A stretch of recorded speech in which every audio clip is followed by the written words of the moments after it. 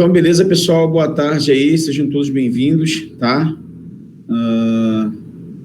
Hoje, depois do almoço, eu tô pra lá de Bagdá, cara. Vocês também almoçam antes também?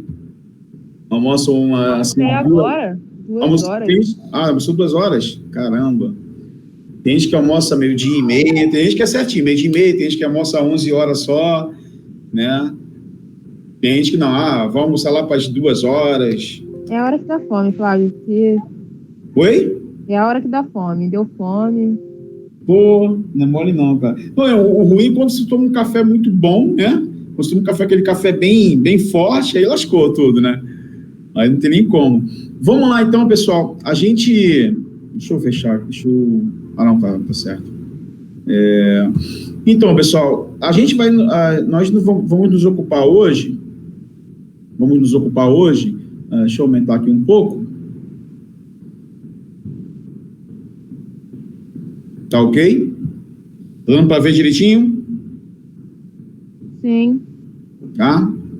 Deixa eu só abaixar aqui um pouquinho. Tá.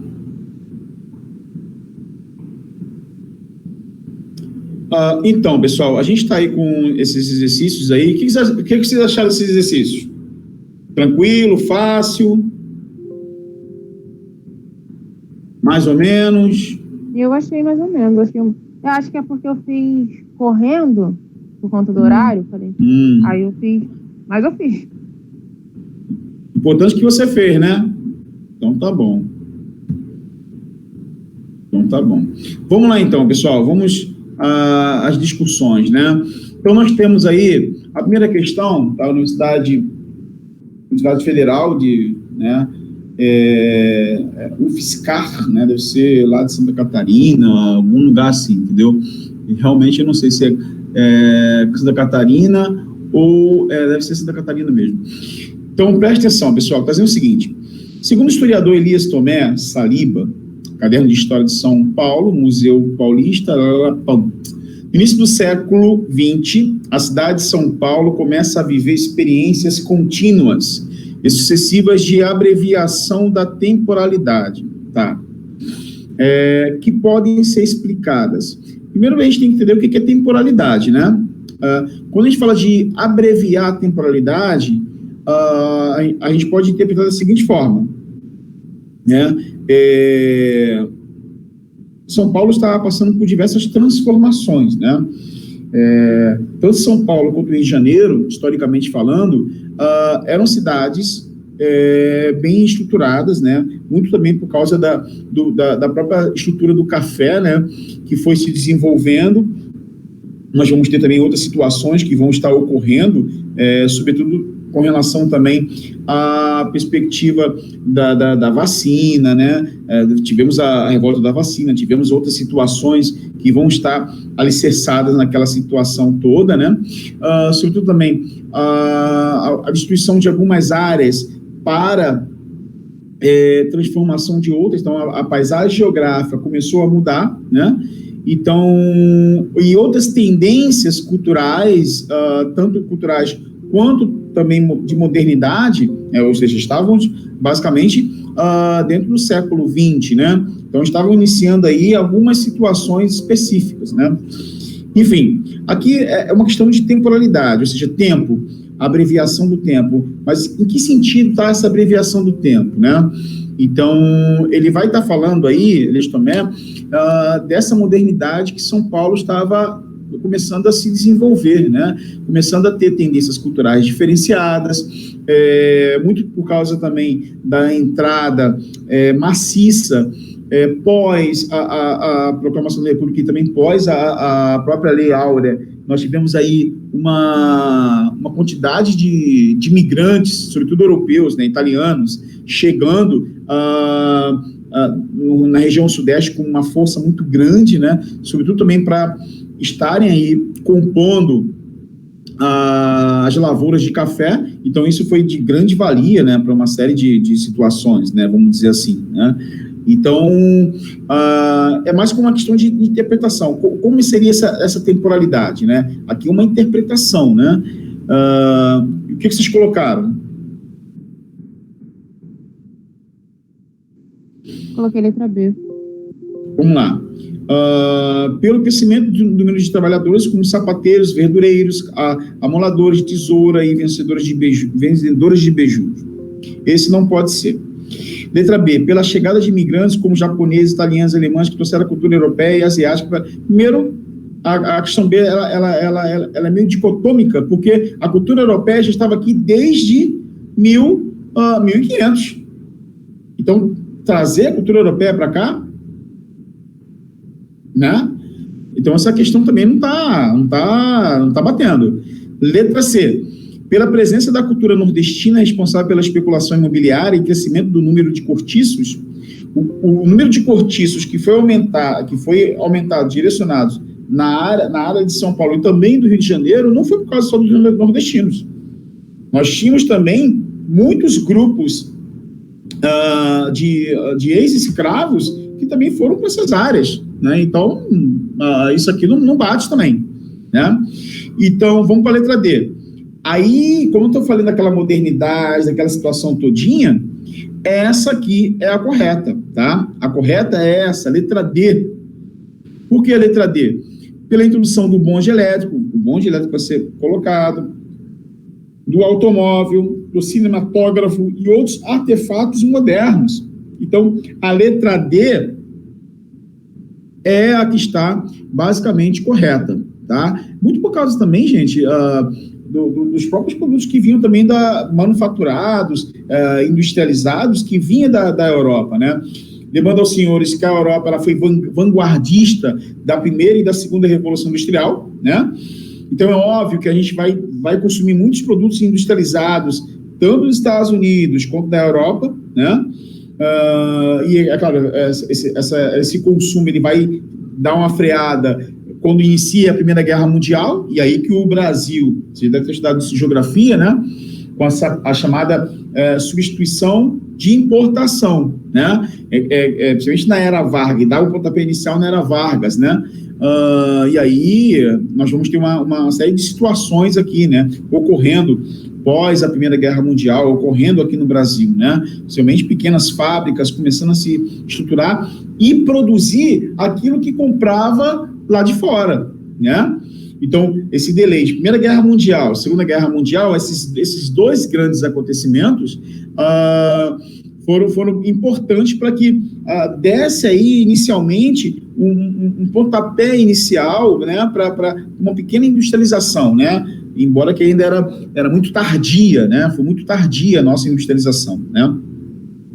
Ok? Número 2. No manifesto antropófago, né, lançado em São Paulo em 1928, lê-se: queremos a Revolução Caraíba, a unificação de todas as revoltas eficazes na direção do homem. Sem nós, a Europa não teria sequer a sua pobre declaração, dos direitos do homem. Essas passagens expressam o quê? Primeiro, é preciso que entendamos, em 1920, na década de 20, nós tivemos várias situações acontecendo no Brasil. Primeiro, nós vamos ter a Europa trazendo as vanguardas socialistas para cá.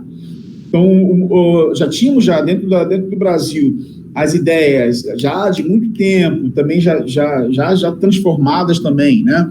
Que eram as ideias iluministas. Depois veio para cá as ideias positivistas de Auguste Comte, e depois, com a pós-proclamação, nós teremos outras ideias chegando aqui, como, por exemplo, o anarquismo, trazido pelos italianos, e outros grupos também vão estar trazendo também as perspectivas socialistas, né? Então, havia um grande... Aí nós vamos ter, por exemplo, a própria fundação do Partido Comunista Brasileiro, né? O Partidão, o PCB. Hoje nós temos vários partidos, né, gente?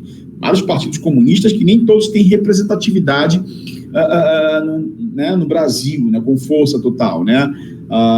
Esses partidos de esquerda, revolucionários, não têm tanta força como outrora, né? Então não há uma fortaleza de partido para tentar aí sobrepor eleições municipais ou estaduais, ou quiçá, eleições federais, né? Então, e quando a gente fala de manifesto antropófago, antropofagia é o quê? O homem, homem, fago, comer. Então, homem come homem.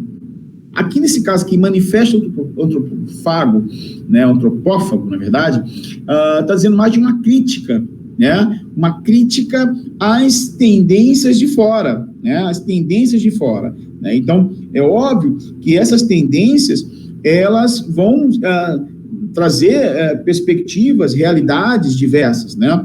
E quando a gente fala dessas perspectivas, estou falando basicamente de valorizar aquilo que pertence à nacionalidade, valorizar aquilo que pertence ao povo brasileiro, aquilo que o povo construiu, né? Dentro da sua miscigenação, né? A mistura dos povos ameríndios com os povos africanos, que aqui foram também escravizados, e também o homem branco, o próprio europeu, e aqui se formou uma nação com uma cultura polivalente, com uma cultura multifacetada, né? Então, o que se coloca aqui, na verdade, vamos dizer que é uma perspectiva ligada, né, à valorização da cultura nacional, tá? Então, aqui foi mais por uma questão de valorizar a cultura, né? Então, é óbvio que vocês depois podem pegar depois esse manifesto antropófago, né? Eu falo antropofagia, mas não consigo falar antropófago, para que vocês possam ter um pouco mais depois eu posso passar depois no grupo também, tá? Lá no grupo. Ok? Número 3. Número 3, nós temos aí a Universidade Federal de Vitória. Nas últimas décadas do século XIX, o Estado brasileiro promoveu a imigração de estrangeiros para atender a crescente demanda por trabalhadores na lavoura cafeeira. Para além das razões econômicas, a política imigratória era definida também por preconceitos e temores com relação a certos grupos étnicos. Ou seja, né, quando a gente fala de etnia, está falando de grupos culturais, né? Eu posso falar de grupos africanos, grupos indígenas, grupos europeus, né? É que você fala hoje, né? O Brasil, ele é grande. Nós temos várias regiões que falam assim o português, mas tem palavras, por exemplo, que a gente não conhece, né? Tem aquilo que por exemplo, eu posso chegar, o nosso português, ele é parecido com o português galego, de Portugal, mas, por exemplo, tem algumas situações diferenciadas, por exemplo, o pãozinho francês, aqui que a gente chama de pãozinho francês, né? O pão branco, né? O português, ele vai chamar de cacetinho lá em Portugal, dá 3 cacetinhos, né? Claro que a gente chegar numa padaria e falar, dá 10 cacetinhos, o cara vai pensar que você está de sacanagem com a cara dele, né? Então, é óbvio que essas variações linguísticas culturais são existentes, né? Então, nós temos aí, voltando só à leitura, então, nas últimas décadas do século XIX, o Estado brasileiro promoveu a imigração de estrangeiros, né? Só um pouquinho aqui, já falei, tá?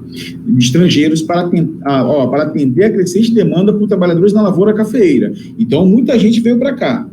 Para além das razões econômicas, a política imigratória é definida também por preconceitos e temores com relação a certos grupos étnicos. Das características abaixo, assinale aquela que não se aplica à grande imigração de fins do século XIX, aquela que não se aplica. Vamos lá. Letra A. Nós temos aí a origem predominante dos imigrantes, de determinadas regiões pobres da Europa mediterrânea, especialmente o sul da Itália, Portugal e Espanha. B, o agenciamento de imigrantes na Europa por meio de oferta de passagem gratuita como forma de concorrer com outros centros de atração de imigração, como os Estados Unidos e a Austrália. C, o oferecimento de lotes de terra e auxílio financeiro a todos os imigrantes que se dirigissem para o Brasil, especialmente aqueles que se instalassem nos sertões de Goiás e Mato Grosso.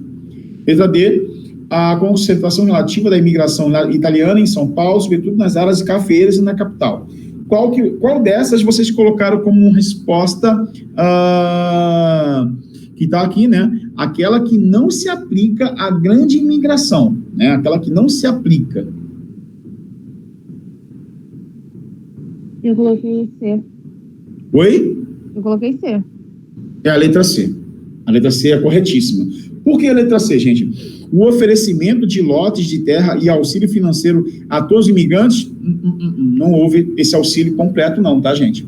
Não houve auxílio. Muitos imigrantes que vinham para cá tinham direito a pequenas terras, mas as terras, na verdade, eles seriam, no início, né, eles seriam basicamente agregados. Você tem aqui uma casinha, né, uma casinha que mais ou menos, que muitas dessas casinhas que estavam nesses lotes, que estavam nessas terras, pertenciam a ex-escravos que foram expulsos, né? Claro que nem todos também foram expulsos, também, tá? Houve locais que o senhor de engenho ou o próprio cafeeiro, né, o latifundiário, os donos de terra deixaram essas famílias ficarem ali, né? Acabou até se estabelecendo, na verdade, um tipo de contrato. Lembrando aos senhores que lá atrás, na monarquia, nós tivemos a chamada brecha camponesa, né? O que era a brecha camponesa? A brecha camponesa era o momento que o senhor de escravo, ele doava uma parte da terra para o escravo, para ele produzir uma horta, criar alguns animais. Claro que não era todos também não, tá? Eles contavam as pessoas certas. Aquele escravo que não era fugidio, aquele escravo que não era desobediente. Então, aquele cara que era totalmente submisso às ações da Casa Grande, ele tinha voz e vez, ele tinha até um pouco mais de agenciamento, né, naquele espaço. Agora, não era também para todos também não, tá? Então, cada região teve a sua particularidade de relações, né? E, sobretudo, também, é óbvio, que teve também aquela questão da teoria, né, racista, né? Havia várias teorias racistas no século XIX, em que a África deveria ser recolonizada, ou seja, neocolonizada, porque os grupos primitivos lá, que estabeleciam lá, não tinham inteligência, não tinham intelecto. Então, vamos levar o nosso eurocentrismo, a Europa como um centro de modernidade, de inteligência, porque eles têm riqueza, mas eles mesmos têm capacidade de administrar a riqueza deles. Cara, que coisa doida. E vamos abrir o Brasil para que esses europeus venham para cá e embranqueçam a nossa nação, no intuito de todos os grupos negroides que já estavam estabelecidos aqui, fosse todo... Aí tinha uma teoria que ia chegar um momento que eles mesmos não iam se sustentar mais, né? Ou eles morreriam de fome, ou eles não se procriariam. E hoje, a gente sabe, graças a Deus por isso, né? Hoje nós temos uma miscigenação gigantesca e se bobear, nós temos uma população negra quase, vamos dizer que a grande maioria, grande parte de muitos estados, a boa parte são grupos de mulatos. Hoje não pode falar mais nisso, né? Mulato, moreno, na verdade é negro, né? É negro, não existe essa questão de mulato. Mulato era para designar algumas especificidades lá atrás, né?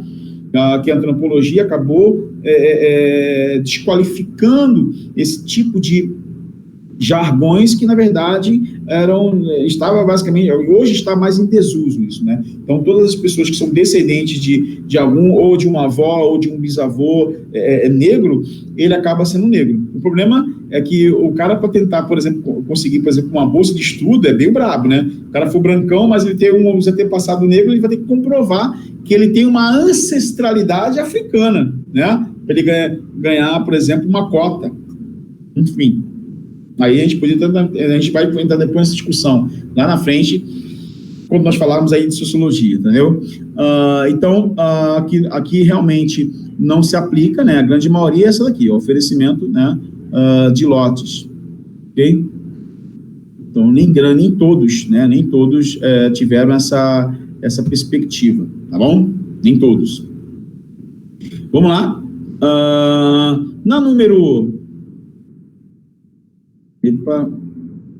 4, né? É isso mesmo, né? Na número 4, nós temos o seguinte: alguns autores calculam que pelo menos 500 mil de nordestinos sucumbiram às epidemias, ao impaludismo, à tuberculose, quer dizer, várias doenças, né? Fome, miséria, ou ao beriberi. Beriberi, na verdade, seria uma doença, né? Que, ou por falta de uma alimentação rica, né? Ou em minerais, ou em vitaminas, agora não sei como, eu tenho entendido do escorbuto, né? Mas várias doenças, né? Que o nordestino tinha, né? Sobretudo pelas más condições de vida que eles viviam. Seria uma reserva de vitaminas, os camponeses das terras secas realizavam a longa viagem para a selva úmida. Iam amontoados nos porões dos barcos em tais condições que muitos sucumbiam antes de chegar. Em 1878, dos 800 mil habitantes do Ceará, 120 mil marchavam, porém menos da metade pôde chegar. Os restantes foram caindo, abatidos pela fome ou pela doença. Tá? Então, isso aqui, na verdade, está falando sobre as veias abertas da América Latina, né? De Eduardo Galeano. Aqui está dizendo o seguinte, né? O deslocamento populacional descrito insere-se no contexto histórico. Qual é o contexto histórico? Aqui se coloca, né?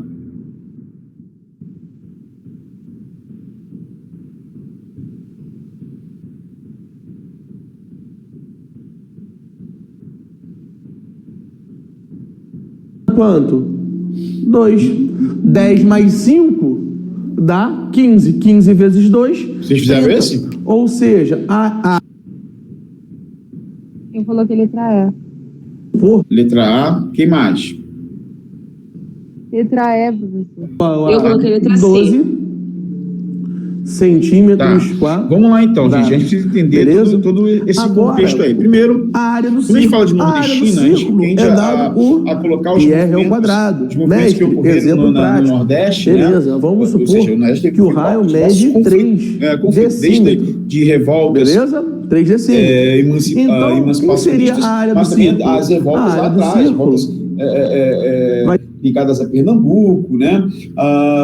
As revoltas nativistas, né? As revoltas regenciais, ou seja, o Nordeste foi palco de diversos confrontamentos. Mas quando a gente está falando aqui desse livro, né, as veias abertas da América Latina, Galeano ele está falando de algumas realidades, especificamente, é óbvio, relatando algumas situações que ocorreram no Ceará, isso no século XIX, né? E aí, claro que a gente tem várias situações especificamente, né? Muitos grupos foram atrás de uma outra situação. Nós estávamos desenvolvendo agora, né, principalmente no finalzinho do século XIX, estávamos desenvolvendo agora o período da borracha, né? Então, a exploração da borracha estava trazendo, de certa forma, um certo desenvolvimento específico dentro das áreas do norte. Então, muitos nordestinos migravam para a região norte, né, em busca de melhores condições, né? É que nem você falar também da Serra Pelada, entendeu? Muita gente depois, na década de 80, muita gente vai para a Serra Pelada. Hoje você vai na Serra Pelada, por exemplo, você vê uma área completamente alagada, né? Como se fosse uma grande cratera, né? Rica em componentes químicos, sobretudo o que foi utilizado bastante tempo ali, né? Que foi o mercúrio. Então, a água totalmente contaminada. A pessoa pode ter ouro ali dentro ainda? Pode ser que tenha, O problema é como tirar os restantes de minério, de metais de ouro ainda ali, né? Como vai tirar? Tem que tirar aquela água todinha, aquele líquido contaminante todo, vai botar esse líquido aonde? E outra, como vai extrair agora esse ouro? Vai usar também o mercúrio? Vai usar o que componente vai usar? É claro que a Vale do Rio Doce tem vários tipos de maquinários muito mais qualificativos hoje, na contemporaneidade, do que outrora, que é tudo manual, né? Enfim, como é que se processa aí, né? Então, aqui, na verdade, É a letra E, né, da exploração da borracha na Amazônia. Então, a Amazônia ela foi palco ali de um desenvolvimento bem interessante. Depois vai estar diversos conflitos indígenas, conflitos de grupos ligados a Chico Mendes, né, lá na década já de 80, né? Então, a borracha, ela simbolizou uma riqueza específica dentro da região norte, né? Hoje nós temos outras situações dentro, você deve ter estudado isso com o Ricardo, né? Nós temos várias situações, né? Com relação hoje, nós temos a mineração, né, ilícita que está sendo praticada, sobretudo no governo atual, mas esse problema não é só do governo atual, é dos governos também anteriores, né? Então, também tem grupos indígenas também que acabam deixando esses mineradores ou essas madeireiras ilegais adentrarem na Amazônia. Então é um grande problema nesse sentido também, né? Então é uma situação que coloca o Brasil perante as outras nações com uma certa preocupação, seria, né? Então outras nações se preocupam, né? Ou não. Você também tem outras nações que querem também fatias da Amazônia, como as próprias ONGs, né? As organizações não governamentais que tem dentro da Amazônia, nem todas elas são realmente preocupadas com o meio ambiente, né? Ali já foi alguns tempos atrás. Só que em vez do eixo X, aqui vai ser o eixo 2. A chamada biopirataria, né? Tirar sementes daqui, relações derivadas, né? Da relação fundamental. Beleza, galera? Tudo bem? Nós temos aí uma série de situações. Vamos para a redução, né? Então, ao há primeiro também quadrante. uma preocupação também com essa biopirataria, né? Alfa aqui, certo? Enfim, mas hoje tem outros produtos, né? Um arco alfa que se desenvolve ali, como açaí. E tem um arco aqui desse lado. Só que esses arcos, né, alfa e 180 menos alfa, outros elementos, ele tem uma relação. As chamadas comunidades ribeirinhas que moram próximas mesmo valor, né? Claro que nós temos destruição das matas ciliares, entre outras situações lá, né? Ok? Número 5. Entre as últimas décadas do século XIX e as primeiras do XX, várias capitais brasileiras, principalmente Rio de Janeiro, São Paulo, Recife e Salvador, passaram por um processo de reurbanização. Dois traços marcantes dessas inovações foi a expansão da rede de serviços, água encanada, esgotos, luz elétrica, transportes públicos, calçamento de rua, etc. Os projetos de melhoria urbana estão ligados, ou seja, inerentes, entre outras coisas, o quê? Hein? Letra D. Aos interesses das grandes corporações estrangeiras em transferir suas redes para o Brasil, onde a mão de obra era mais barata e onde poderiam obter lucros mais expressivos. Alguém colocou outra coisa? Professor, botei D. D, você que falou D. Você que tinha falado B. Então, a D, alguém colocou mais alguma coisa? Quem falou aí? Foi quem? Maiara? Adriele. Então, ninguém fez esse, né? Só a Adriele que fez. Então, Adriele. Eu coloquei a... Então, Adriele, você está certa, Adriele. Acelerado crescimento populacional nessas capitais que trazia dificuldades sérias para o funcionamento do seu cotidiano e provocava tensões e reivindicações sociais expressivas. Então, é bem complicado, né? Quando a gente pensa nessa situação de desenvolvimento, é óbvio que nem todas as cidades tiveram, né, ou acompanharam, vamos dizer assim, o desenvolvimento de outras cidades. A gente pode reparar, por exemplo, que atualmente, se você for pensar de modo geral, nós temos cidades, por exemplo, que ainda estão se desenvolvendo, não teve um desenvolvimento expressivo, né? Hoje o Nordeste não é mais como antigamente. Hoje nós tivemos a transposição do Rio São Francisco, que não era somente uma... Claro que o PT que iniciou, o Partido dos Trabalhadores que iniciou todo esse projeto, mas esse projeto não é do PT, tá? Esse projeto era lá de trás. Dom Pedro II já tinha essa ideia há muito tempo, né? Então, claro que não foi praticado naquela época, porque não tinha uma engenharia a qual nós temos hoje, né? Embora que a nossa engenharia tenha que mudar muito, né? Eu acho que tinha que colocar, ao invés de empresas privadas para fazer as obras que tem hoje no Brasil, colocaríamos o Instituto de Tecnologia da Aeronáutica, né, o ITA, né, Escola de Engenharia da Aeronáutica, colocaria o IME, né, Escola de Engenharia do Exército, para que pudessem fazer as obras estratégicas a qual o Brasil necessitava e sem precisar das empreiteiras, né? Ou seja, vamos deixar que os caras trabalhem, até porque vocês, aí, os pais de vocês pagam para aqueles alunos estudarem lá dentro das Forças Armadas, né? Então, o cara que faz faculdade, faz universidade, no caso, estudam lá no IME ou no ITA, quem paga somos nós.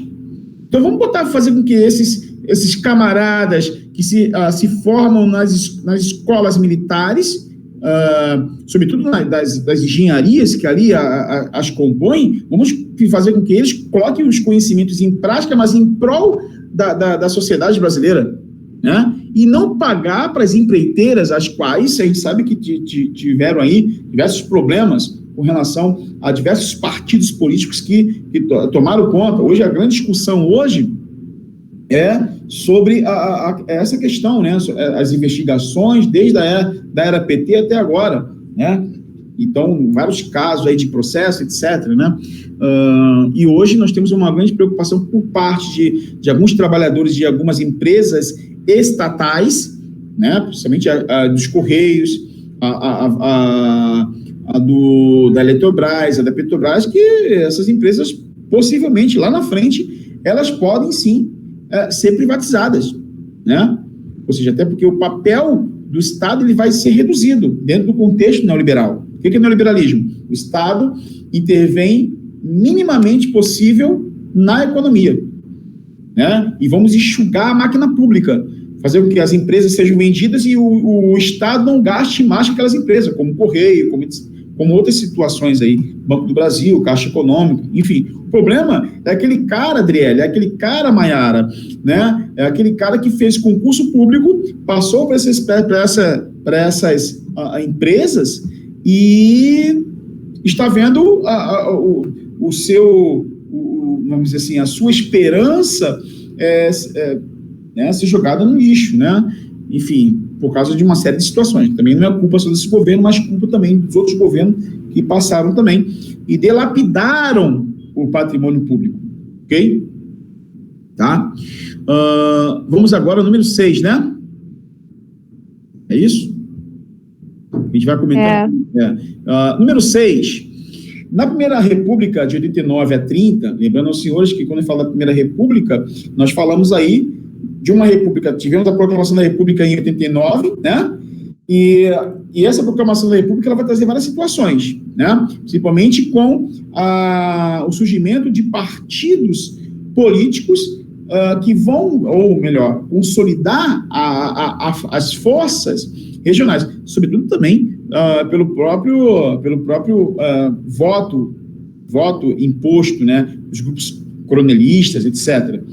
Então nós temos aí, houve a reprodução de muitos aspectos da estrutura econômica e social que estiveram nos séculos anteriores. Em outros termos, no final do século XIX, no início do XX, conviveram simultaneamente transformações e permanências históricas. Então, aqui, o autor, né? O texto sustenta que a Primeira República Brasileira foi caracterizada por permanências e mudanças, tá? Históricas. De maneira geral, o período republicano, iniciado em 19 e que se estendeu até 1930, foi caracterizado pelo quê? Letra C. Exatamente, letra C. Tá? Pelo poder político da oligarquia rural. Tá? Lembrando aos senhores que o que se estabeleceu aqui são grupos oligárquicos, né? Os grupos que vão, na verdade, estar atrelados aos produtos primários. Gente, preste atenção, vou fazer aqui uma interdisciplinaridade com a geografia, preste atenção. Nós temos 3 setores da economia, agora tem mais outros 2 setores, mas vou explicar, né, só para a gente entender isso aqui, né?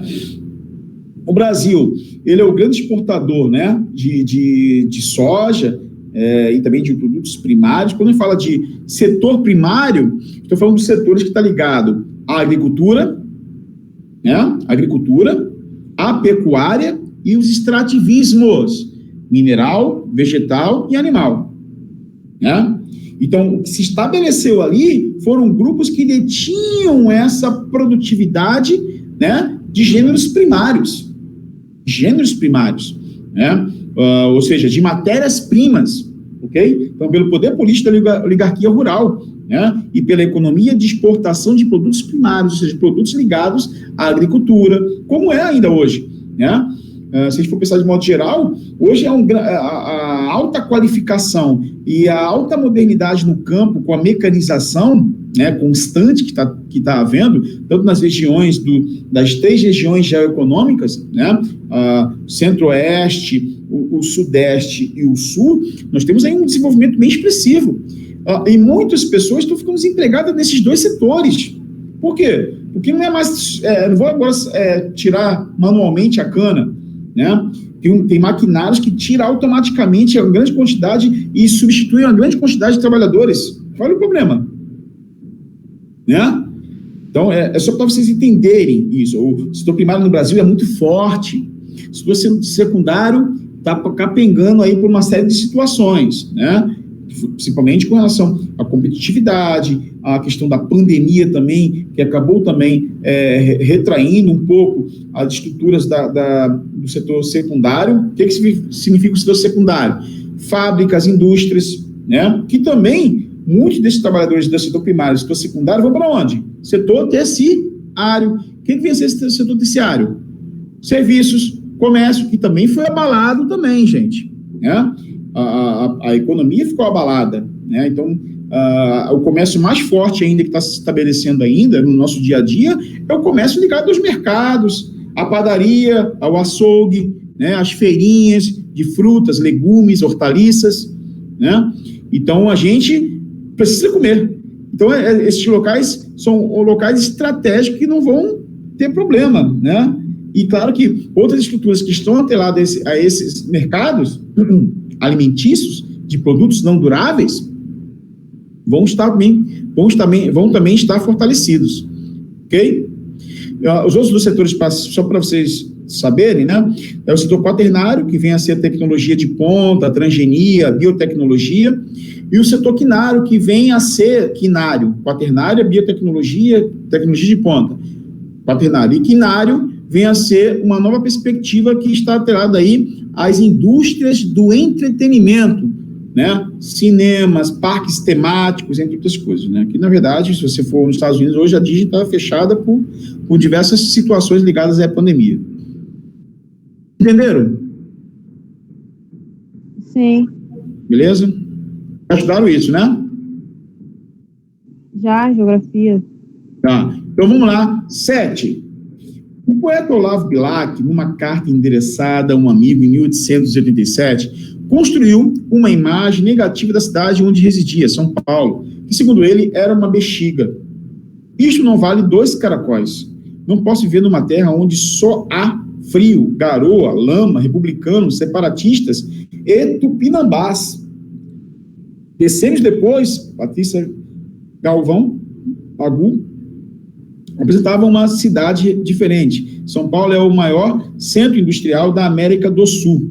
O pessoal da tecelagem soletra no cocoruto imperialista do bonde. Camarão. A italianinha matinal dá uma banana para o bonde. Parque Industrial 1933.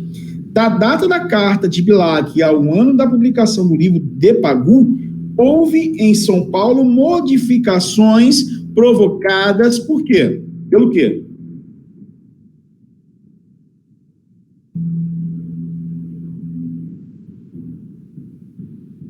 Hein? O que vocês colocaram nessa daqui? Pelos lucros advindos da exportação de produtos manufaturados e pela consolidação da República Democrática. Não, né? Até porque a gente dependia mais dos produtos da Inglaterra nessa época do que a gente... Claro que a gente vai se consolidar mais na República, né? Então, aqui não está batendo. B, pela proteção governamental da indústria têxtil em prejuízo da economia agroexportadora, proteção governamental da indústria têxtil. O que vocês colocaram aí? Quem fez, né? Responderam qual? Letra C? Exatamente, letra C. Por que letra C? Lembram, senhores, quem está atento, né, sabe que em 33 já estávamos o quê? Na era Vargas, né? Em 34 nós teríamos uma Constituição, tá? Então, o que se estabelecia, na verdade, as relações que se processavam nas cidades, principalmente de mão de obra, era uma mão de obra o quê? Assalariada, né? Mão de obra assalariada, e pelo crescimento do mercado consumidor interno. O consumo interno aumentou consideravelmente, sobretudo também por causa da indústria de substituição de importação, tá? Então, isso, quem deu esse pontapé inicial foi Getúlio Vargas, ok? 8.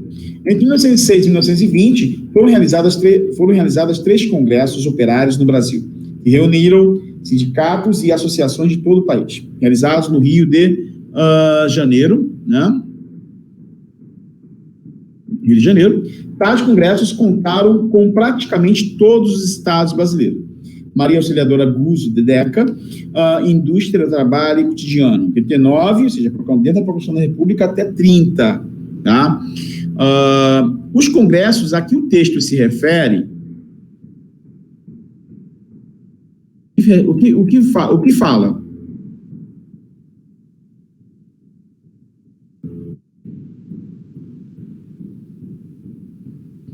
Então, aqui, não vamos se estender muito não, porque tem muita coisa ainda. Aqui vocês colocaram o quê? Aqui, na verdade, seria a letra A. Por que a letra A? Várias situações de mudanças vão ocorrendo. Então, aprovaram resoluções com o objetivo de unir os trabalhadores na luta por reivindicações imediatas e de organizar a classe operária para a construção de uma sociedade igualitária. É óbvio que essa perspectiva ela foi muito importante porque as lutas sindicais naquela época eram muito aguerridas. Hoje os sindicatos estão fracos. O único sindicato que ainda é muito forte, né? Na verdade, são 2 sindicatos que são ainda fortes, né? É o sindicato dos bancários, né? E, por mais que tenha perdido a força, o sindicato dos metalúrgicos ainda tem uma certa representatividade. Os restos dos outros sindicatos, na verdade, não tem tanta representatividade hoje, né? Então, é óbvio que as forças patronais de hoje, e muito por causa também da flexibilização do trabalho e das leis trabalhistas que estão sendo basicamente modificadas, desmanteladas no governo atual, sobretudo também por uma pauta neoliberal, né? Então, menos direitos, mais trabalho. Mais direitos, menos trabalho, né? Tem até, o governo colocou a carteira azul, que, com todos os direitos, e a carteira verde e amarela, né? Que aí você pode estar negociando situações específicas de outrora, ou seja, da carteira azul, né? Com o patrão, né? Então você está discutindo diretamente com o patrão, e se o patrão quiser te mandar embora, ele vai te mandar. É claro que tem outras situações dentro da lei trabalhista que não podem ser mexidas, né? Como, por exemplo, a questão da mulher, sobretudo a questão da gravidez, a questão, parece que agora aumentou do homem a questão da gravidez, né? Acho que o homem agora é 4 dias em casa, alguma coisa assim, né? Mas a grande parte ainda é com relação à mulher, né? Então, é óbvio que se você for no Japão, por exemplo, a mulher, ela pode ficar um ano de licença, né, de maternidade. Só que se ela optar por ficar um ano, ela recebe menos, né? Menos para... se ela recebe R$3.000, exemplo, recebe R$3.000, ela vai receber a metade, né? Ela vai ter uma redução drástica do salário dela, mas aí ou seja, é óbvio que seria interessante se todas as mães pudessem ficar muito mais tempo com os seus filhos, pelo menos um ano, né? Acho que todos os países da América Latina tinham que fazer isso, né? Porque é uma proximidade muito maior, maternalmente falando, né? Mas, enfim, nós temos ainda outras situações, né? A economia muitas vezes é muito mais importante do que o ser humano, né? Mas também existem gastos, existem outras situações, enfim, tudo que nós fazemos se paga, né? Não tem como. E aí, tudo bem? Vamos para a próxima letra, próximo número, a próxima questão. Em um balanço sobre a Primeira República no Brasil, Júlio de Mesquita Filho escreveu: a política se orienta não mais pela vontade popular livremente manifesta, porém, entretanto, todavia, pelos caprichos de um número limitado de indivíduos sob cuja proteção se acolhem todos quantos pretendem um lugar nas assembleias estaduais e federais. A crise nacional, 1925, de acordo com o texto, o autor se refere.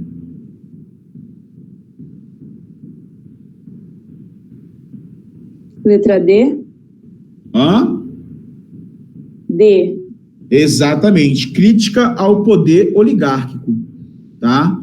Crítica ao poder oligárquico, tá? Então, essa é a letra correta. Então, é óbvio que a crítica era muito ferrenha, a crítica era muito forte a esse poder oligárquico que se estabelecia. O que era o poder oligárquico? Era, na verdade, a República Velha, ou a República do Café com Leite, em que o PRP e o PRM, o Partido Republicano Paulista, estou com o Partido Comunista na cabeça, gente, o Partido Republicano Paulista e o Partido Republicano Mineiro se alternavam no poder, é chamada República do Café com Leite, tá? Então, se você vê República Velha, República Oligárquica ou República do Café com Leite, é a mesma coisa, tá? E aí, isso vai, né, lá na frente, né, essa animosidade de Minas com São Paulo, devido a não alternância, houve um problema ali, né?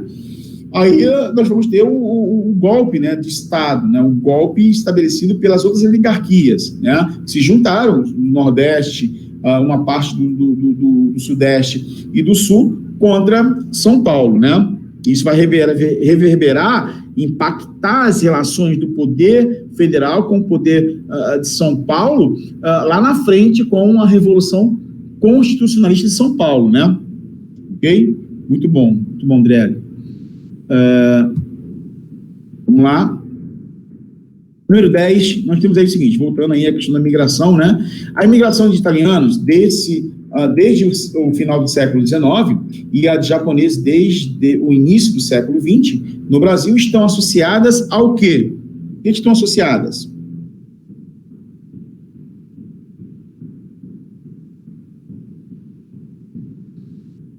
Fizeram esse?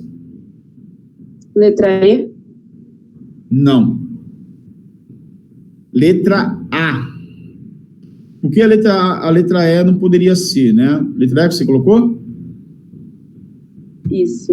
Letra E. Acordos internacionais que proibiriam o tráfico de escravos.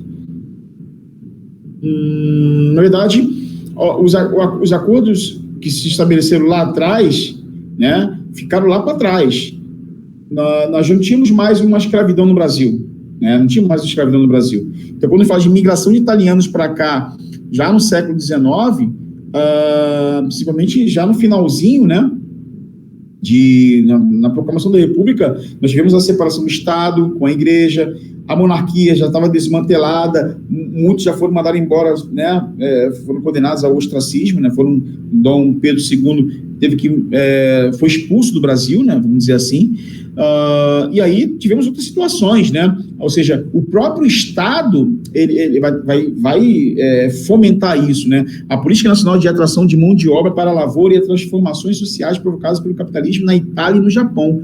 Então, claro que isso tudo vai ser transformante, né, e isso vai trazer situações benéficas também para o Brasil, né, então é óbvio que o Japão teve alguns problemas, né? O Japão teve alguns problemas, a Itália também teve alguns problemas, sobretudo também com relação, a gente vai ter uma série de situações envolvidas aí, a gente vai entrar depois na própria Primeira Guerra Mundial, que a Itália vai fazer parte da Primeira Guerra, né? E o Japão vai ficar do outro lado. Olha como é que é engraçada a situação, o Japão vai ficar do outro lado, né? E a Itália vai ficar de outro, né? Aí na Segunda Guerra Mundial o Japão e a Itália ficam no mesmo lado, né? É uma coisa louca. Mas esses países estavam, na verdade, enviando, né, grupos para cá para poder se estabelecer aqui, né, por uma série de situações, né, tanto econômicas quanto sociais, enfim. Ok? Beleza. Então, a letra E não poderia ser. Número 11. Universidade Presbiteriana, 2008, a ilustração dada faz referência a um sério distúrbio social ocorrido nos primeiros anos do século XX, no Rio de Janeiro, envolvendo a figura do eminente sanitarista Oswaldo Cruz. Desse distúrbio, é incorreto afirmar que...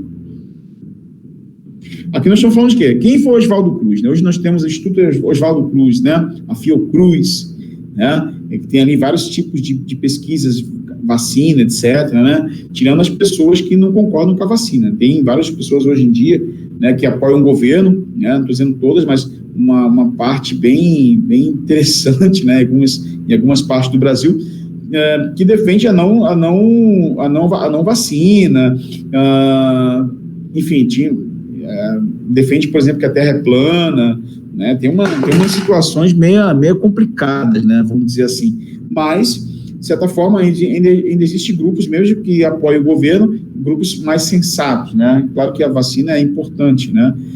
Eu fico com pena só da mãe que vê aquela criança pequenininha tomando aquela injeção, né? Aquela criança chorando, tadinha, mas já tem que tomar.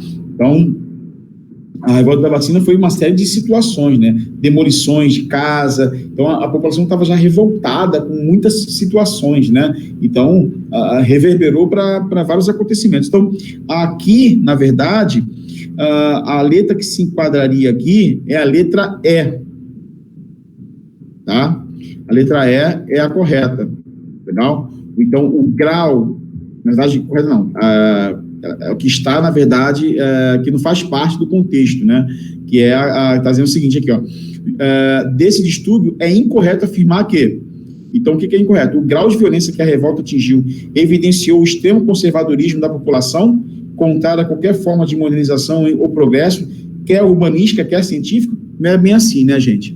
Não é bem assim. Ali não foi só uma questão de modernização ou de conservadorismo, até porque na população mais pobre não era tão conservadora assim. Nós tínhamos várias situações, né, com relação a práticas, por exemplo, tinha em alguns cortiços, tinha prostíbulos, outras situações específicas, né, como, por exemplo, a infidelidade, isso sempre existiu, né, gente? O cara se separar e casar com outra pessoa. Quando a gente fala de conservadorismo, é óbvio que o cara se separar, por exemplo, não quer dizer que o cara não seja conservador, né? Isso não tem nada a ver. O cara pode ser conservador mesmo eles estando separado, né, da mulher, né? O que é conservadorismo? Eu defendo o casamento da mulher, eu defendo, por exemplo, o cristianismo, né? Como, por exemplo, teve grupos aí, vocês viram, por exemplo, pessoas católicas que foram lá na igreja, né? Na igreja não, no hospital, fazer com que a menina tivesse aquela criança, né? E aquela, acho que é Sarah Winter, né? Winter, sei lá, ela deu o endereço que a menina, para que o pessoal, né, os grupos mais fundamentalistas, conservadores, católicos, fossem lá para poder desmantelar aquela situação, né? O problema é que, não sei se vocês, aqui a gente abre até uma discussão, né? Quem é a favor aí do aborto, né? Quem é a favor do aborto? Vocês são a favor do aborto?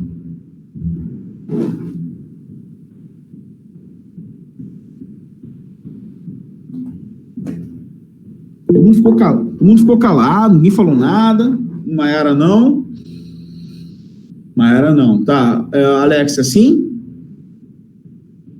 Adriele, sim? Maiara falou não. Alexia, você sim ou não?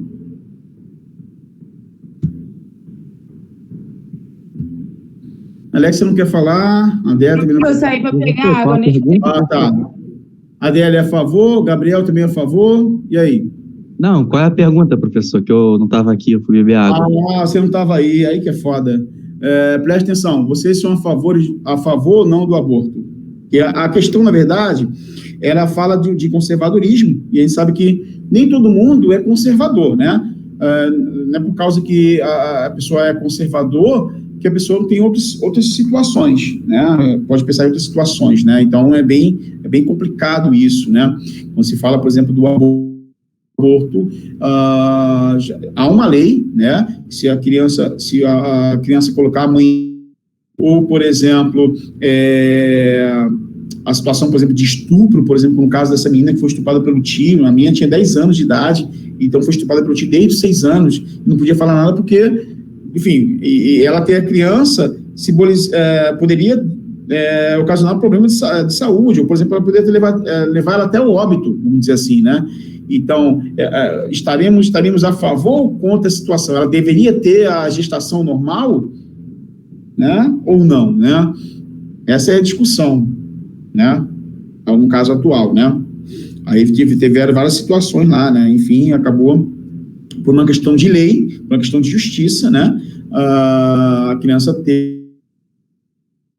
ela não conseguiu, né? Ter essa criança devido ao corpo dela, devido a uma série de situações, né? Então, isso poderia levá-la até ao óbito, se ela levasse essa gestação adiante. E outra, seria fruto de estupro. Então, a discussão é muito grande, né? Sobretudo na questão cristã. Então, a questão cristã, a própria Bíblia fala, não matarás, aquela coisa toda, né? Mas, ainda assim, é uma discussão muito complexa, né? Okay? Mas ninguém falou nada, tudo bem. Ninguém quer falar sobre isso, não, né?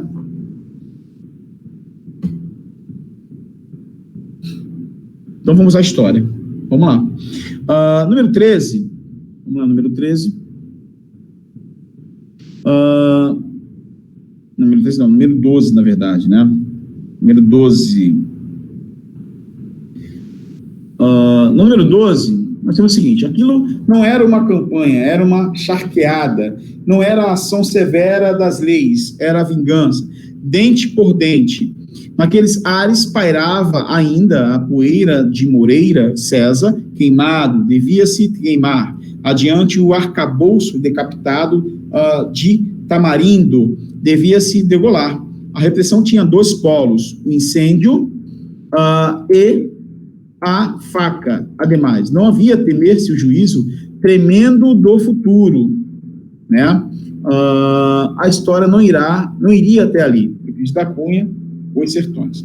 Essa passagem do livro fala sobre o quê? O que ela fala? Cris da Cunha, na verdade, foi um grande escritor, né? Que ele na verdade, ele vai ser, na verdade, levado, né, às áreas do Nordeste, sobretudo nos acontecimentos que estavam tendo ali, né, com relação à situação mesmo do que ocorreu, né, em Canudos, né? Então ele vai ser o cara que vai, como se fosse um repórter, né, é como se fosse o primeiro etnógrafo de uma situação complexa, né, que estava ocorrendo ali, né? Então, aqui, vocês colocaram qual letra?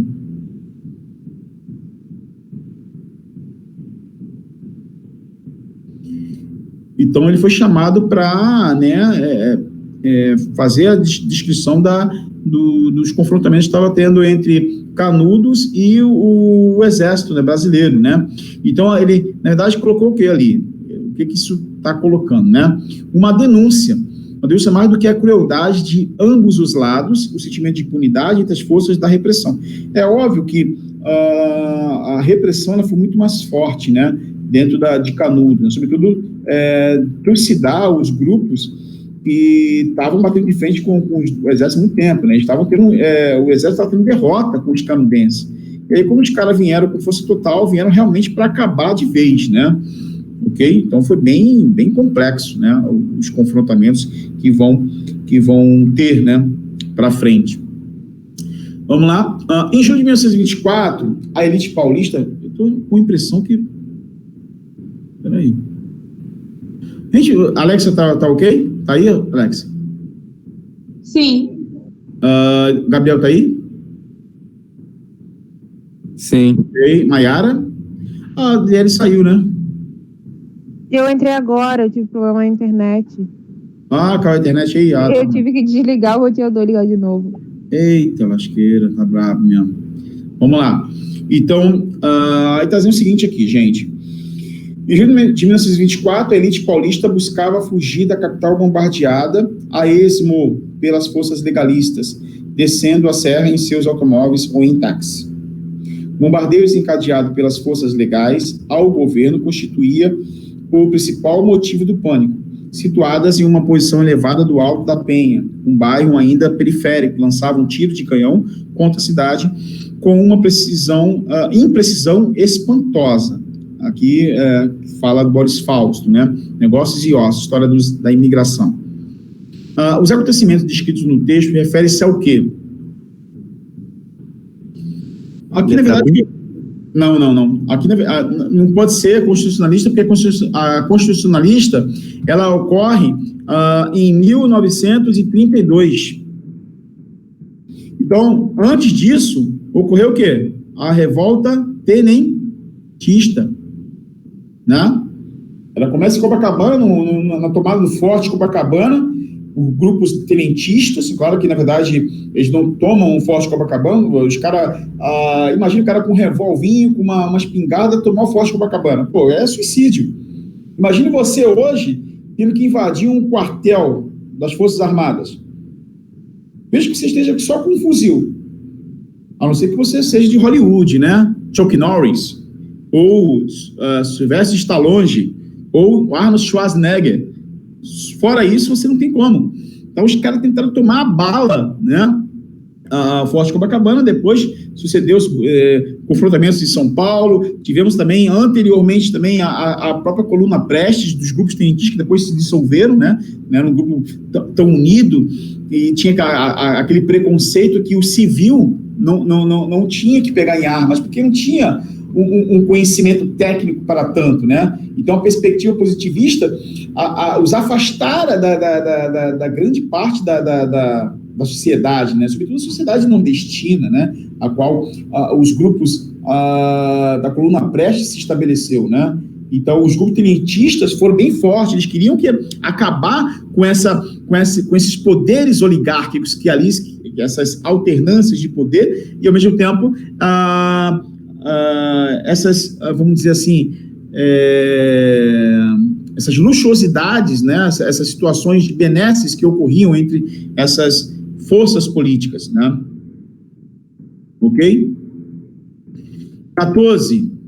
Com a proclamação da República no Brasil, as antigas províncias receberam uma denominação de estados. A mudança de província no Império para o Estado na Primeira República não foi somente questão de nomenclatura, considerando que... O quê? Fizeram isso? Eu coloquei letra E. Letra E. É a letra E mesmo, tá? É a letra E mesmo. Os presidentes das províncias, né, porque havia essa situação, né? Os presidentes das províncias eram indicados pelo poder central, enquanto os presidentes dos estados eram eleitos pelas situações políticas e sociais regionais. Claro que ali havia uma forte ação de grupos ruralistas, né?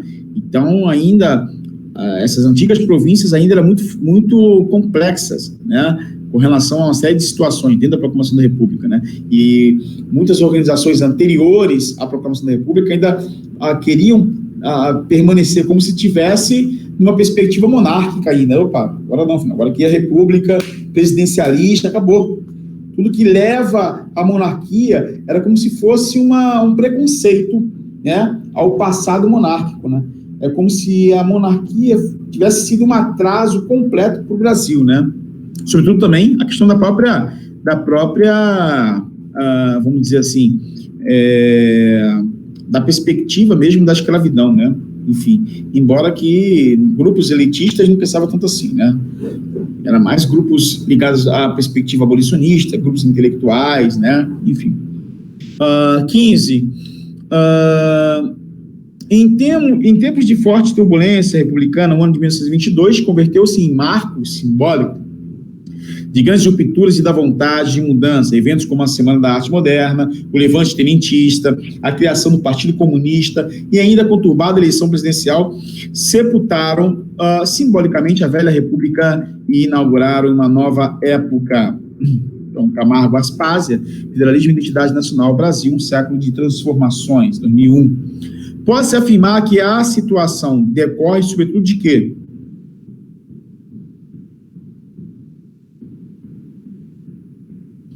Então, primeiro que, como estava tendo esse desenvolvimento, essa situação toda, vai ocorrer o quê? Mudanças, né? Então, essa dicotomia entre o espaço rural e o espaço urbano estavam se distanciando, né?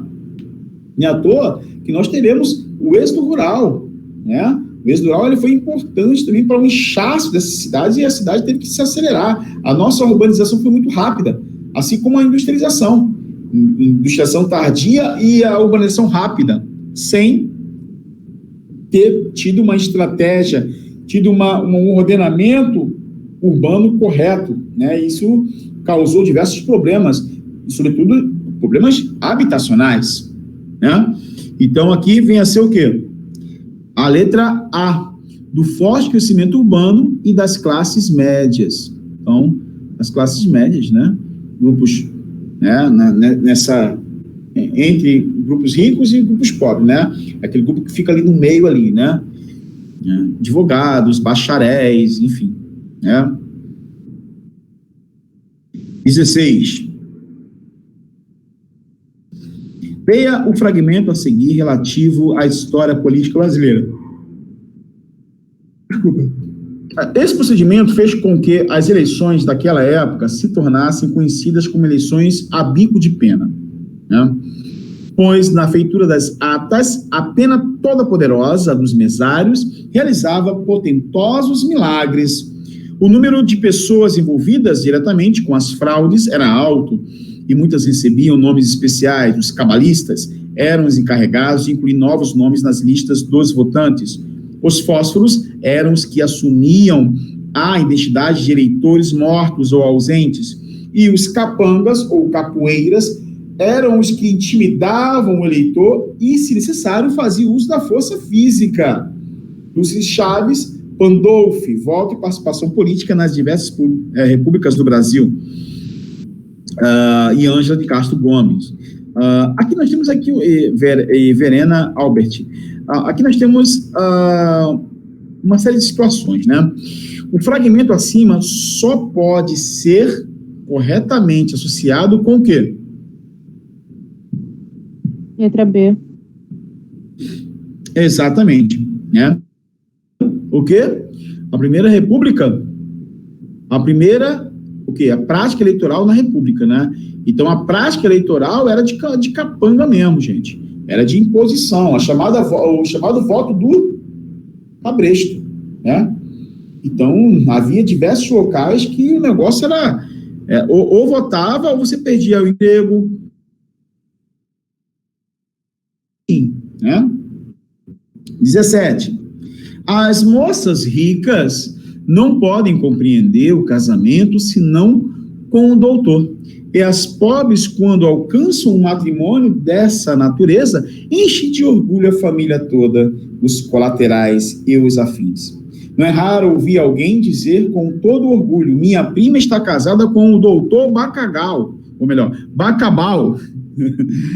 O título doutor anteposto ao Brusundanga, o efeito do dom em terra de Espanha. Mesmo no exército, ele soa em todo o seu prestígio nobiliárquico. Quando se está em face de um coronel com curso de engenharia, o modo de tratá-lo é matéria para atrapalhações protocolares. Se só se chama Tut Kurt, doutor Camisão, ele ficará zangado, porque é coronel. Se o designa unicamente por coronel, ele julgará que o seu interlocutor não tem em grande consideração o seu título universitário militar. Lima Barreto, os Brusundungas, né? Aqui é uma coisa muito complexa, né, gente? A gente analisa... Deixa eu botar para cá. Peraí. a gente analisa, aí a sátira que o escritor carioca traçou a partir da descrição da República dos Estados Unidos, da Brusundanga, se refere no trecho acima a um fenômeno próprio da sociedade brasileira da época. Trata-se de quê?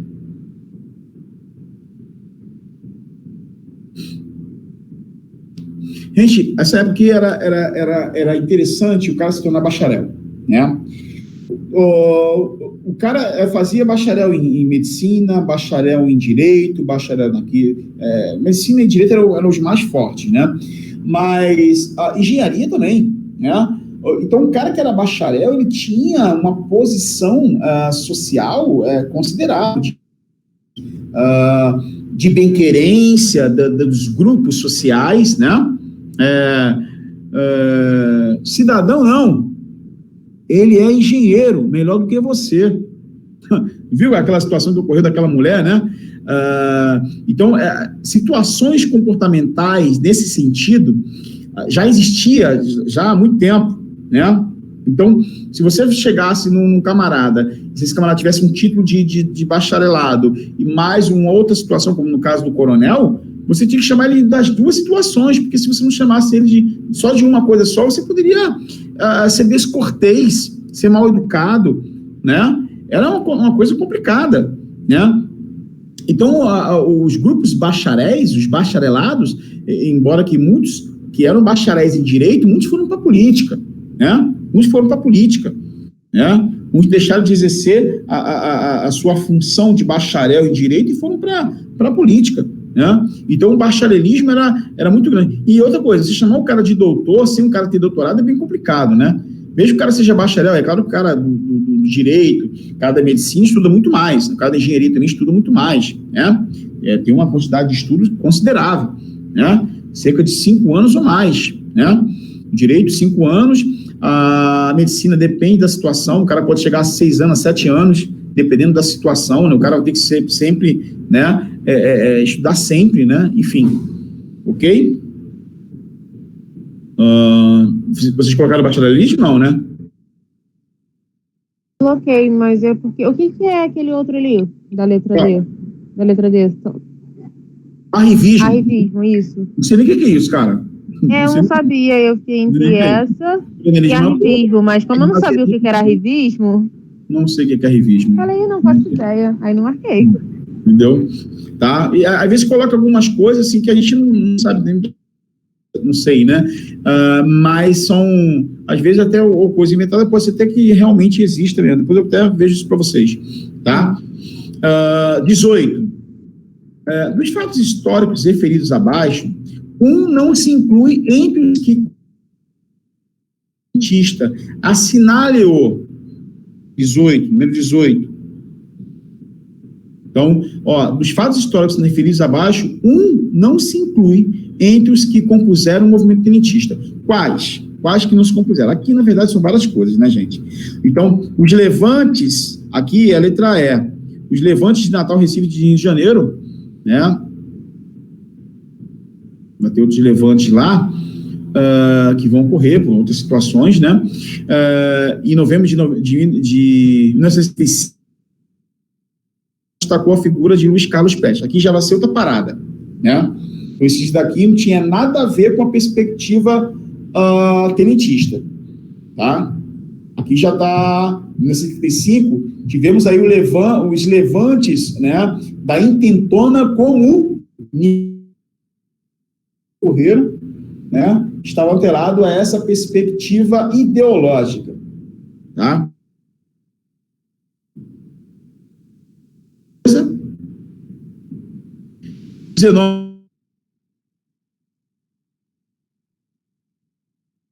Os seguintes elementos se quadram, né?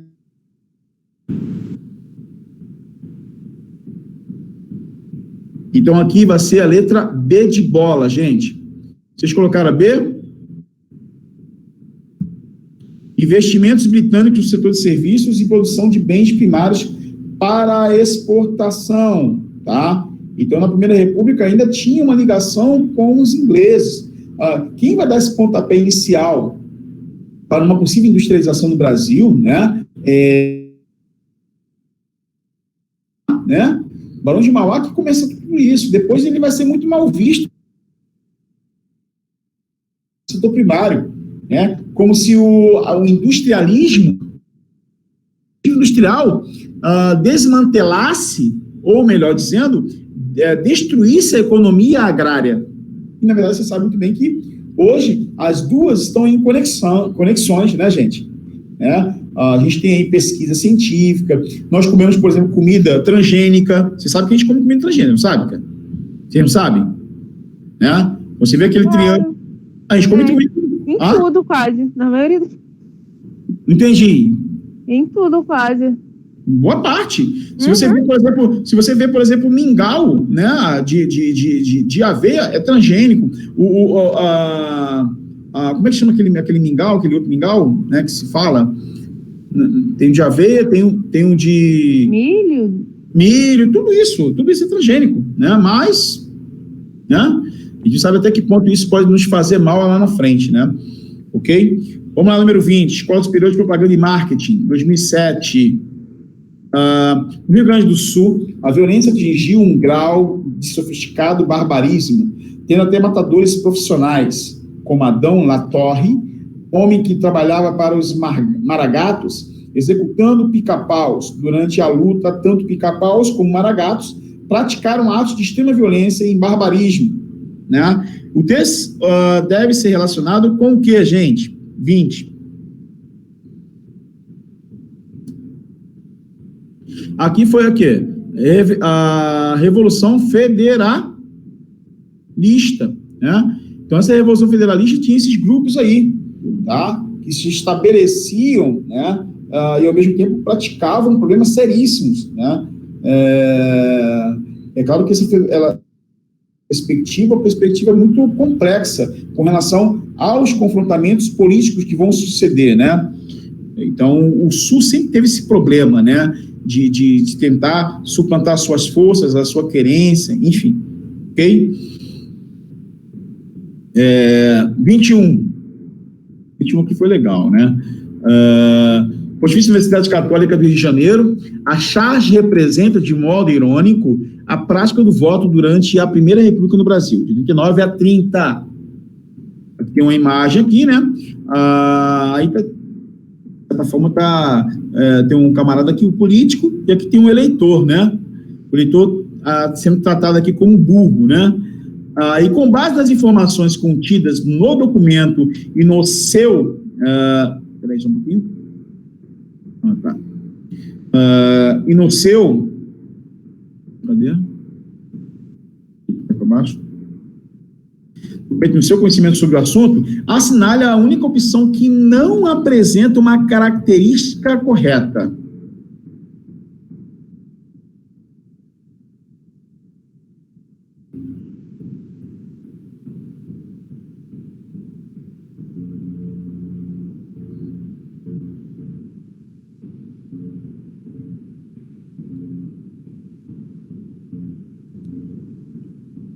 Fizeram esse?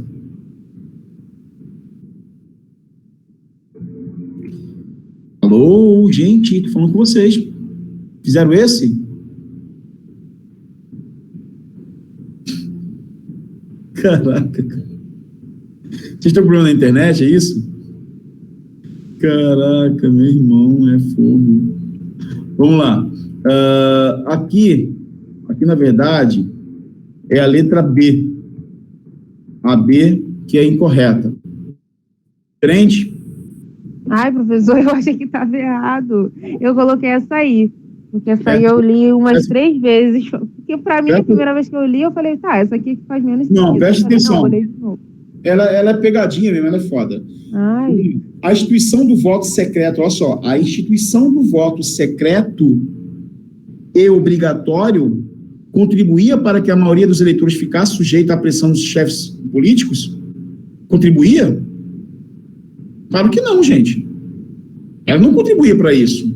Voto secreto era o quê? Cada um deveria votar secretamente.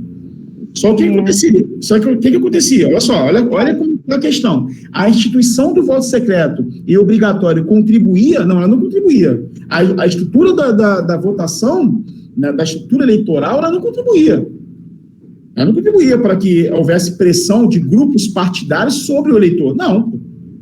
O que havia era o seguinte, o que havia era a detenção de zonas eleitorais por grupos que tinham, de certa forma, poder de armas, principalmente os grupos coronéis.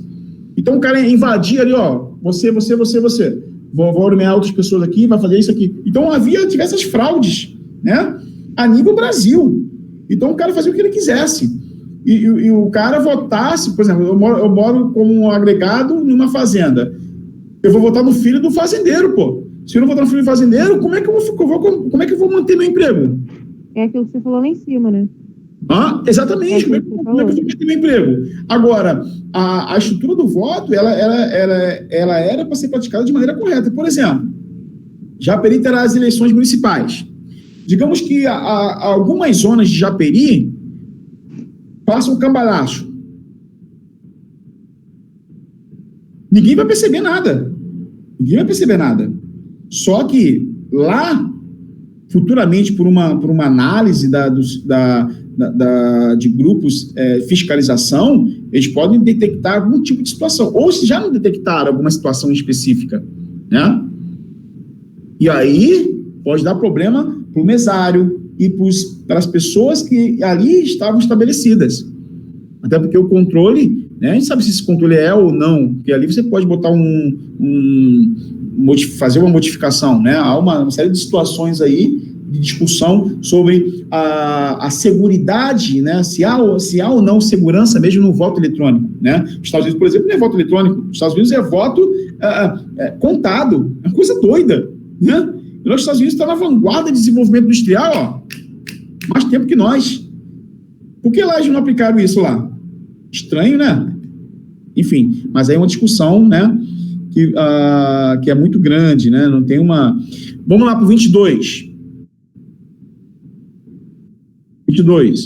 A pergunta, quem é você?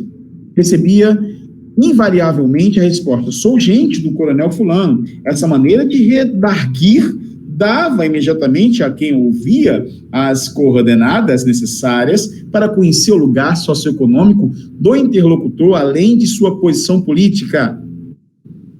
Aqui, o fenômeno sociopolítico a que se alude no fragmento acima e que alcançou seu maior vigor nas primeiras décadas do Brasil republicano, pode ser atendido como o quê? Letra D? Vamos lá ver. Qual a letra que vai cair aqui, gente? Tá? Quem colocou a letra D? Eu, Adriele. Adriele? Então, a letra D mesmo, Adriele. Letra D. Por que letra D? Vamos pensar o seguinte, gente. Uma forma de clientelismo em que chefes políticos locais, geralmente proprietários rurais, dominando grupos de eleitores e lançando mão sistematicamente da fraude eleitoral. Tá vendo, Adriele? A fraude eleitoral era a prática comum a esses grupos. Uhum. Então, não tinha como você ter controle. Embora que o governo colocasse de uma maneira, né, estruturada, já tinha ali, é que nem hoje. Se você for pensar de modo geral, os grandes que estão no poder hoje são de famílias tradicionais, já estão há muito tempo, né? Hoje nós temos um grupo de elite que suplanta os direitos de grande parte da nação. Né? Vamos reduzir como fizeram agora nos Correios, né? Tiraram privilégios que o carteiro tinha. O carteiro merece. Merece ter alguns privilégios. O cara trabalha pra caramba. Trabalha mesmo. Tiraram o privilégio dos caras e, além de tirar privilégios deles, claro que tinha vários privilégios também, né? Mas por que não tira privilégio também do Supremo Tribunal Federal? Por que também não tira privilégio também do Poder Legislativo? Privilégio do Poder Executivo, cartões corporativos, etc. Mas da classe trabalhadora, tira. Né? Você vê aquela classe trabalhadora que se lasca, né? Em muita parte, né? E provavelmente os Correios podem ser privatizados, mas, enfim, não vou fazer essa discussão, não. Eu quero que a interpretação fique por conta de vocês, né? Sobre essa questão. 23. Pontifícia Universidade Católica de Minas Gerais Segundo o historiador José Murilo de Carvalho, o povo acompanhou bestializado a criação do regime republicano no Brasil. Essa afirmação pode explicar nossa proclamação da República no Brasil como o quê? Primeiro, precisamos que nós entendamos o quê? José Murilo de Carvalho, no seu livro Bestializados, ele coloca a grande parte da nação como inoperante, né?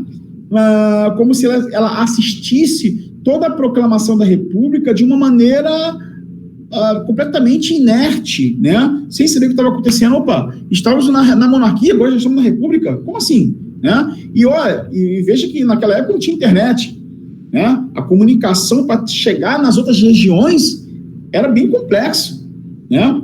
Então, o que se configura aí, né? O que podemos colocar nessa 23 aí, né? Aqui vamos colocar a letra C, porque, na verdade, o que houve? Um golpe militar ou aquartelado que instaurou um novo modelo político nos moldes que tivemos mais tarde. A proclamação da República, na verdade, foi um golpe militar, sobretudo dado por grupos ligados, claro, empregados a oficiais mais jovens, sobretudo pela pensa, né, propagada aqui no Brasil por Benjamin Constant, e um golpe de Estado. Depois nós vamos ter um golpe oligárquico, uma troca de uma oligarquia por outra, né? Um golpe dentro do golpe que Vargas vai dar também, vai estar a ditadura, a ditadura do Estado Novo, e lá na frente, bem lá na frente, o golpe de 64. Os militares e a Revolução. Entendeu?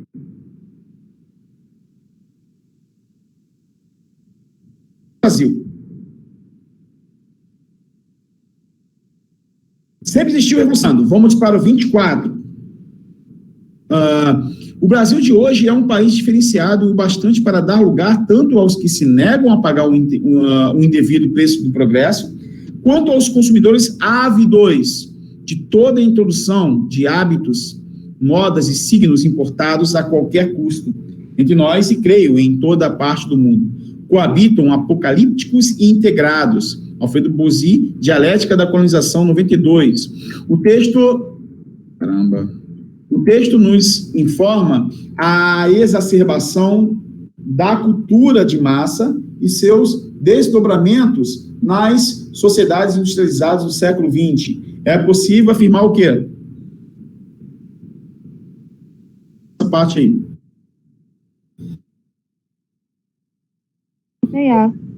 Não é a letra A, não.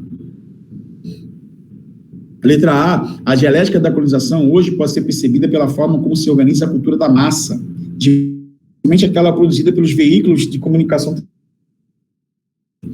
Tá? Alguém colocou B? Não, né?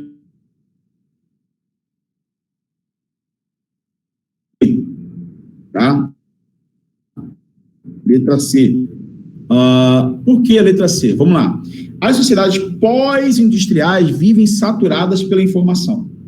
Se a gente for pensar a verdade, se a gente for pensar por uma análise, é claro que tem um sociólogo chamado Manuel Castells, que tem um livro chamado Sociedade em Rede. Hoje é impossível você não viver a tecnologia. Ver quem é, né? Você tá no Facebook, você tem a necessidade, você ter aquela visibilidade, né? Ou seja, para colocar você em evidência, você conseguir um emprego, né? Em plataforma ou outras situações, né? Aí fazendo mais, vai-se ao consumo pela informação publicitária. Olha, muitas vezes a gente compra coisas por causa da propaganda. A propaganda é muito forte. É difícil você ir no shopping sem sair de lá não ter comprado alguma coisa. Nem que seja um sorvete de casquinha, você vai comprar alguma coisa. É ou não é, gente?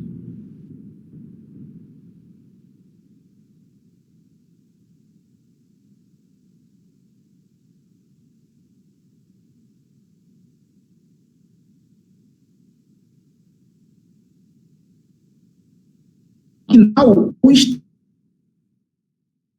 né?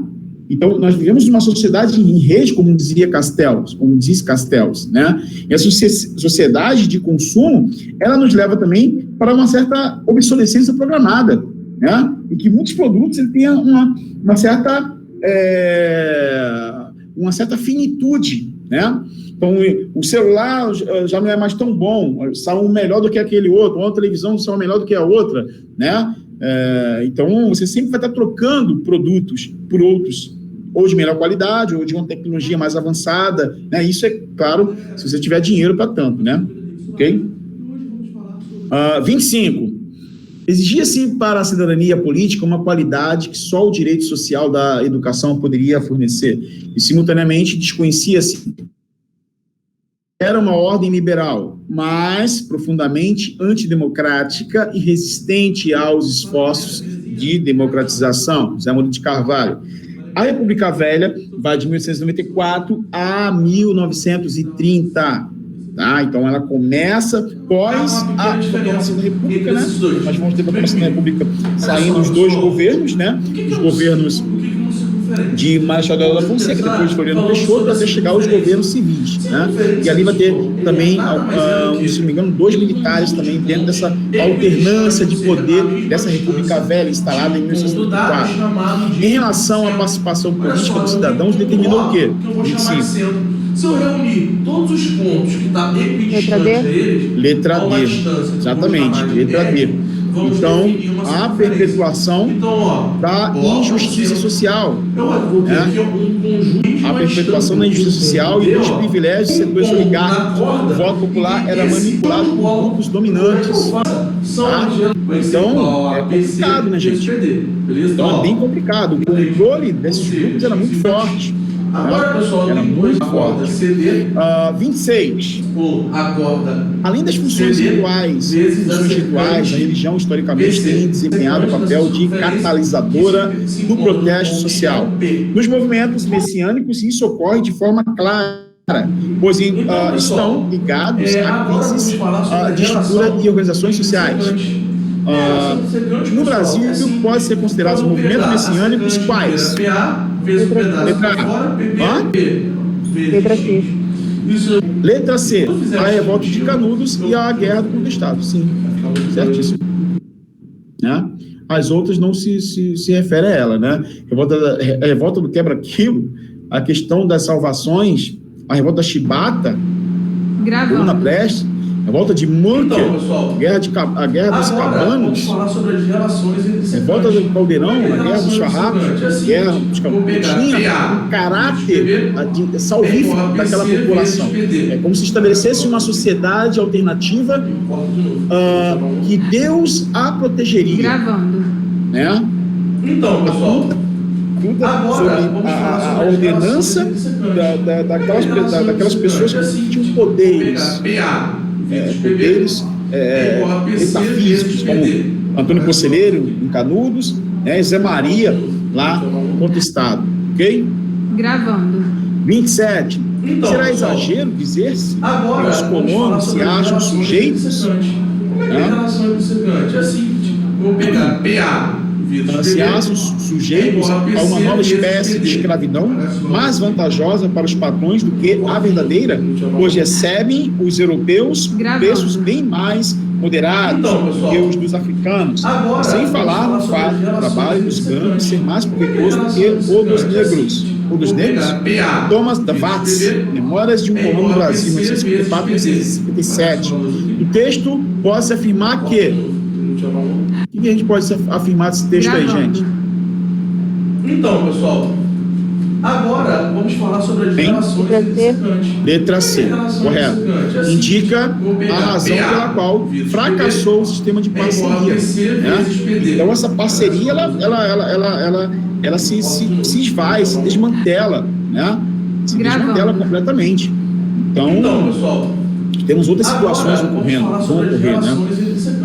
É que nem hoje você vê que nem todos os grupos políticos estão em parceria, né? Então, a gente for botar aqui, grupos políticos, aqui tinha grupos africanos, brancos, tinha, olha a misturada que tinha nisso aqui, né? Então era bem complicado. 28. Vamos falar sobre as relações. O messianismo desenvolveu-se em áreas rurais e pobres que reagiam à miséria. Seus componentes básicos eram a religiosidade do sertanejo. É bom que a gente entenda o seguinte: a palavra, você sabe o significado da palavra religião? Você sabe? Pessoal, agora vamos falar sobre as relações entre secantes. Religião vem da palavra latina religare, que liga o homem a uma divindade. Só que nesse caso aqui, o messianismo colocava essas figuras, essas pessoas, como se fossem profetas, né? Como líderes espirituais que tinha uma proximidade de santidade com Deus, com Jesus, né? Então, o messianismo desenvolveu-se nas áreas pobres. Então, você repara que muitos grupos que se estabelecem hoje nas áreas pobres são grupos evangélicos e tem uma perspectiva diferente, né? Diferente da perspectiva católica, né? São duas perspectivas diferentes, né?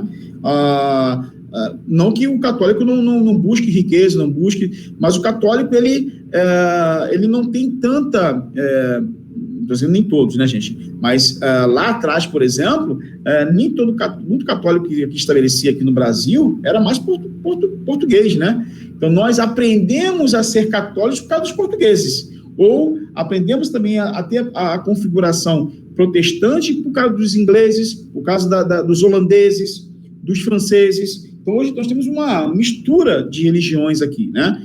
Então, é óbvio que cada religião tem a sua especificidade, né?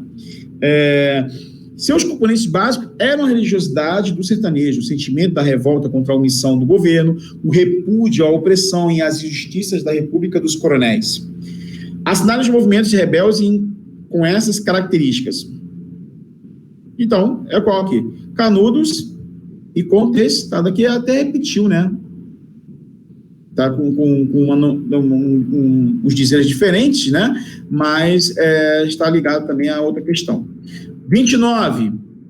A Fundação Getúlio Vargas, 2005, tem se ressaltado o seu caráter espontâneo e não há motivo, ou seja, não tem motivo para se rever o fundo dessa qualificação. A ausência de um plano, de uma coordenação, né, de uma coordenação, coordenação central, de objetivos pré-definidos. É patente. Os sindicatos têm restrito significado. O Comitê de Defesa Proletária, expressão da liderança anarquista e, em menor escala, socialista. Não só se forma no curso do movimento, como procura apenas canalizar reivindicações. O padrão de agressividade da greve relaciona-se com o contexto sociocultural de São Paulo e com a fraqueza dos órgãos que poderiam exercer funções combinadas de representação e controle, né? O texto faz referência a quê?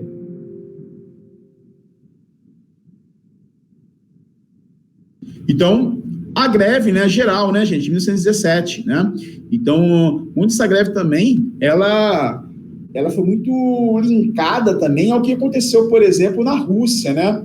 Então, na Rússia, ocorreu várias situações em 1917. O que aconteceu em 1917 na Rússia? A Revolução Bolchevique, que tomou o poder e desmoronou todo o regime czarista e também a perspectiva religiosa do catolicismo, ou seja, da Igreja Católica Ortodoxa que se estabelecia na Rússia juntamente com a família dos Romanov, né, vamos dizer assim, né? E aí, aqui no Brasil, essas greves foram muito... teve greves, diversas situações, né? Sobretudo também sobre a batuta das ideologias socialistas e anarquistas, né? Vocês são a favor da greve? Por minoria de salário de classes trabalhadoras, de categoria de trabalho? Sim ou não? Sim, eu sou. Sim. Como está tendo a greve agora dos Correios, né? A greve dos Correios, né? Razão. É complicado, né? Até você comprar alguma coisa agora, se for pela internet agora, e esperar o correio mandar alguma coisa para você, vai ficar complicado agora, né? Fica complicado, eles não sabem que vai... Já não era muito... Já era complicado, porque já demorava agora, mas eles estão certos. É complicado, né, gente? É complicado. Vamos ao 30 e o último para vocês ir para casa, tá? MEI, aqui eu botei MEI, mas é mês, tá, gente? Brincadeira, né? Na hora da digitação, o bisonho é o bisonho.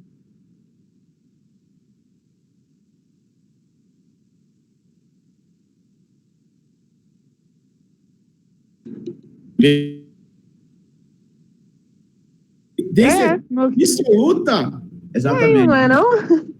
Questão também, gente, questão moleza, né? Questão moleza, né? Se eu não acerto essa aí, eu não acerto nenhuma.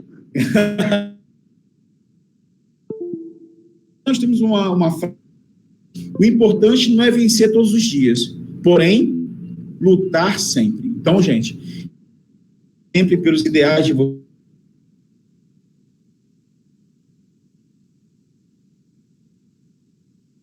Chegar, né, ao sonho que vocês querem concretizar.